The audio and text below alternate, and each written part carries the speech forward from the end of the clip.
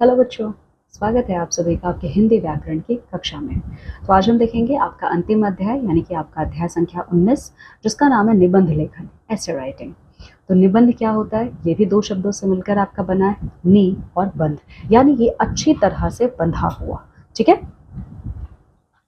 तो देखिए, जब आप किसी विषय पर क्या करते हो, बहुत ही व्यवस्थित तरीके से अपने विचारों को लिखते हो, वही आपका निबंध होता है। निबंध में आप हर एक जानकारी बहुत ही बारीकी के साथ देते हैं। ठीक है। तो एक अच्छा निबंध, आप कह सकते हो कि एक निबंध अगर अच्छा है तो आप कैसे कहोगे ये अच्छा है? उसमें ये सारे गुण पाए जाते हैं। जैसे कि जब आप निबंध को शुरू करोगे, निबंध आप शुरू करोगे, फिर उसका बीच वाला हिस्सा होगा यानी मध्य भाग होगा और अंतिम भाग होगा। ठीक है। तो एक निबंध में ये 3 भाग होने ही चाहिए। फिर अनुच्छेदों के विषय परस्पर जुड़े हों, और ये जो 3 भाग हैं, इन तीनों भागों में आप सेंटेंस लिखोगे। ठीक है। ये जो सेंटेंस है ये सब एक दूसरे से जुड़े होने चाहिए। ठीक है। फिर आता है, आप इसमें व्यक्त विचार अलग अलग अनुच्छेद में हो, और जो आप अपने विचारों को व्यक्त करोगे ये अलग अलग अनुच्छेदों में होना चाहिए। यानी कि आरंभ में कुछ और रहना चाहिए। ठीक है। फिर मध्य में आप पूरा विस्तृत जानकारी देंगे, और अंत में आप कंक्लूड करोगे यानी कि निष्कर्ष आप निकालोगे। ठीक है। इसके अलावा क्रमबद्ध तरीके से होना चाहिए। ऐसा नहीं कि आपने निबंध शुरू किया फिर आप अंत पे आ गए फिर आप मध्य भाग बता रहे हो, ये नहीं। ये पूरा एक क्रमबद्ध तरीके से होना चाहिए। किसी विषय को बार बार दोहराया ना गया। अब निबंध का मतलब है कि निबंध थोड़ा लंबा होता है, बाकी सारे राइटिंग से कंपैरिजन में ये लंबा सेक्शन है हमारा। पर इसका मतलब ये नहीं कि आप एक ही वाक्य को बार बार दोहराते चले जाओ, ये नहीं होना चाहिए। ठीक है। तो एक अच्छे निबंध में ये सारे गुण पाए जाते हैं। तो एक अच्छा निबंध आप लिखेंगे कैसे? तो सबसे पहली बात, जो आपका निबंध का टॉपिक है, ठीक है, उसको आप 3 भागों में विभाजित कर दीजिए। आप कैसे लिखेंगे? शुरुआत आप करेंगे आरंभ के साथ, फिर आएगा मध्य भाग, फिर आएगा अंत भाग। ठीक है। इसके अलावा जिस विषय पर आपको निबंध लिखना है तो सबसे पहले उससे जुड़ी हुई सारी जानकारी आपको प्राप्त कर लेनी है। ठीक है। फिर देखिए, मध्य वाला जो हिस्सा है यानी जो मिडल पोर्शन है, उसमें आप निबंध के बारे में सब कुछ विस्तार में बताएंगे। ठीक है। यानी कि सबसे लंबा सेक्शन अगर तीनों में कोई होगा तो वो मिडल पोर्शन होगा आपका। ठीक है। जब आप निबंध की शुरुआत करोगे ना, तो अपने निबंध की शुरुआत को आप किसी काव्य पंक्ति, सूक्ति या घटना से भी कर सकते हो। ठीक है। या फिर आप विषय के बारे में भी सीधा बता सकते हो। ठीक है। अंत में सार, निष्कर्ष या अपनी सहमति ये आपको प्रकट करनी है।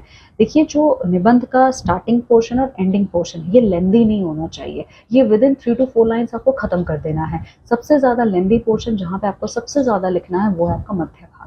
ठीक है। चलिए, तो ये सारी चीजें अब हमने देख ली, एक अच्छा निबंध आप कैसे लिख सकते हैं। तो आप कुछ निबंध के उदाहरण देख लेते हैं। जैसे कि मेरा गांव, आपको टॉपिक दिया गया है मेरा गांव, आपको इस पर निबंध लिखना है, तो कैसे लिखोगे? तो सबसे पहले आप अपने दिमाग में रेखा तैयार कर लीजिए, रूपरेखा तैयार कर लीजिए, कैसे आप अपना निबंध लिखोगे। तो सबसे पहले आपको अपने गाँव के बारे में बताना है, तो आप नाम देखेंगे, जब नाम लिखोगे, अवस्था, लोक, व्यवसाय, उद्योग, धंधे, विशेषताएं, डिस्पेंसरी, वीडियो, पंचायत घर, सरपंच, ये सारी चीजें गाँव में होती हैं, आप इनके विषय में बताओगे। तो देखिए, शुरुआत आप कैसे करोगे? अब ये कहोगे कि भारत जो है ये गाँवों का देश कहलाता है। यहाँ पे लगभग 80% जो लोग हैं वो गाँव में आपके रहते हैं। अभी हमारे गाँव का जो वातावरण है ये क्या है, दूषित होना शुरू हो चुका है, लेकिन इसको आप सुधार सकते हो। ठीक है। फिर आप अपने गाँव का नाम बताओगे। आपके गाँव का नाम बिलासपुर है जो कि जालंधर में स्थित है। ठीक है। आपके गाँव में पक्की सड़कें और रोशनी की व्यवस्था है, और आपका जो गाँव है वो सीधा शहर से जुड़ा हुआ है, मतलब ट्रांसपोर्ट कम्युनिकेशन यहाँ पे सही है। ठीक है। फिर आप अब अपने गांव के विषय में विस्तृत जानकारी दे रहे हो। जैसे यहाँ पे सभी धर्मों को मानने वाले लोग रहते हैं, और लेकिन ज्यादातर जो संख्या है वो जाटों की है, जिनका मुख्य व्यवसाय क्या है, कृषि है। कुछ लोग यहाँ पे भैंस, बकरी और गाय को भी पालते हैं। ठीक है। और अगर ये कृषि करते हैं तो इनका मुख्य उपज गेहूं और गन्ना होता है। आपके गाँव में आटा पीसने की चक्की है, कपड़े बुनने का हथकरघा और जूते बनाने का एक छोटा सा कारखाना भी है, जहाँ पे बहुत सारे लोग काम करते हैं। इसके अलावा आपके गांव की जो जनसंख्या है वो लगभग 5000 के लगभग है। ठीक है। फिर आपके गांव में और क्या क्या चीज़ें हैं? तो देखिए, आपके गांव में डाकघर, बैंक और सरकारी गोदाम है।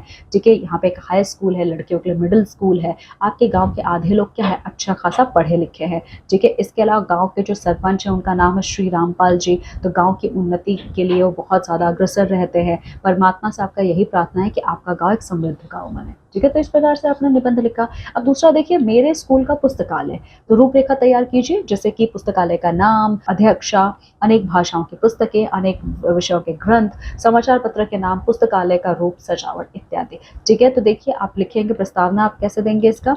तो हर स्कूल में एक पुस्तकालय होता है, तो पुस्तकालय में आकर जितने भी स्टूडेंट्स हैं वो अपने रुचि के अनुसार किताबें पढ़ सकते हैं।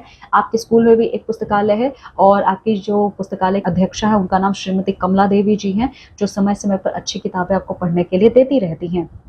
आपके स्कूल में हिंदी, इंग्लिश, संस्कृत इन सब की किताबें हैं जहाँ से आप ज्ञान काफ़ी अर्जित कर पाते हो। ठीक है, इसके अलावा आपके पूरे लाइब्रेरी में लगभग 4000 से ज़्यादा पुस्तकें हैं, ये अलग अलग भाषाओं में हैं। आप कार्डों से नंबर देकर क्या करते हो, नाम दर्ज करवाते हो। ठीक है, पुस्तकालय में कहानियाँ, उपन्यास, एकांकी, कविता इत्यादि पर किताबें हैं। इसके अलावा अगर आप देखेंगे आपके पुस्तकालय में 4 दैनिक पत्र भी आते हैं। ठीक है, आपके पुस्तकालय में एक बहुत बड़ा कमरा है, उन दीवारों पर अनेक नेताओं, समाज सुधारकों, लेखकों, कवियों के चित्र लगे हुए हैं। ठीक है, इसके अलावा बीच में एक बड़ी सी मेज़ है जहाँ पर चारों तरफ कुर्सियाँ रखी हैं और इस प्रकार से व्यवस्था आपके पुस्तकालय में की गई है। ठीक है, अब तीसरा है मेरा नगर दिल्ली। तो आप कैसे रूपरेखा तैयार करेंगे इसका। तो पुराना इतिहास, प्रसिद्ध स्थान, उद्योग धंधे, शिक्षा केंद्र, थोक बाजार। इसके अलावा यहाँ पे अगर आप देखेंगे तो इसका पुराना नाम इंद्रप्रस्थ, तुगलकाबाद और शाहजहानाबाद रहा है। ठीक है, औद्योगिक क्षेत्रों की भी बात करोगे तो दिल्ली में बहुत बड़े बड़े औद्योगिक क्षेत्र हैं। ठीक है, विभाजन के बाद इस नगर ने क्या किया, बहुत ज़्यादा उन्नति की है।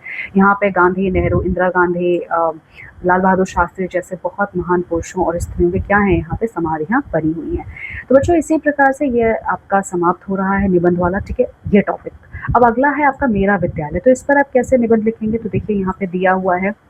यहाँ पे आप रूपरेखा पहले तैयार करेंगे, आप नाम, कक्ष संख्या, विद्यार्थी, प्रतियोगिताएं, विशेषताएं, ये सारी चीज़ें बताएंगे और इस पर एक निबंध लिखेंगे।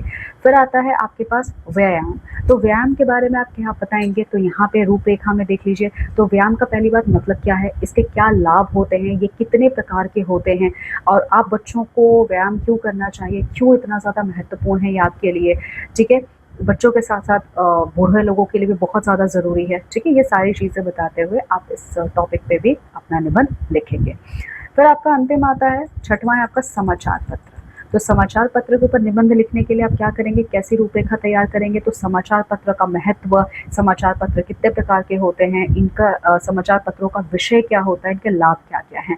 ठीक है, तो आप देख सकते हो ये आपके आधुनिक युग की देन है। ठीक है, ये मानवों के लिए बहुत ज़्यादा अनिवार्य हैं। जैसे आप सुबह उठते हो तो आपने देखा आपके घर में भी बहुत से लोग न्यूज़पेपर्स पढ़ते हैं इत्यादि। ठीक है, समाचार पत्र का प्रचार और प्रसार बहुत ज़्यादा बढ़ा हुआ है। ये कई प्रकार के हैं जैसे कि दैनिक, साप्ताहिक इत्यादि। इसके अलावा समाचार पत्र एक ऐसी कड़ी है जो क्या करता है, हमें विश्व के साथ जोड़ता है और हमारे ज्ञान में ये वृद्धि करता है। ठीक है, तो इस प्रकार से आप इस पर ये निबंध लिख सकते हैं। तो बच्चों ये अध्याय आपका समाप्त होता है यहाँ पर, जिसमें आपने देखा है कि आप निबंध कैसे लिख सकते हैं, एक अच्छा निबंध आप कैसे लिख सकते हो। ठीक है, तो इस अध्याय को अच्छे से पढ़िए, इसका संपूर्ण अभ्यास कार्य पूरा कीजिए। ठीक है, तो बच्चों ये आपका पुस्तक संख्या 6 भी यहाँ पे समाप्त हो रही है। अब हम मिलेंगे हमारी अगली कक्षा में आपके एक नए पुस्तक और नए अध्याय के संग। तब तक आप सभी अपना बहुत ख्याल रखें। बाय बच्चों।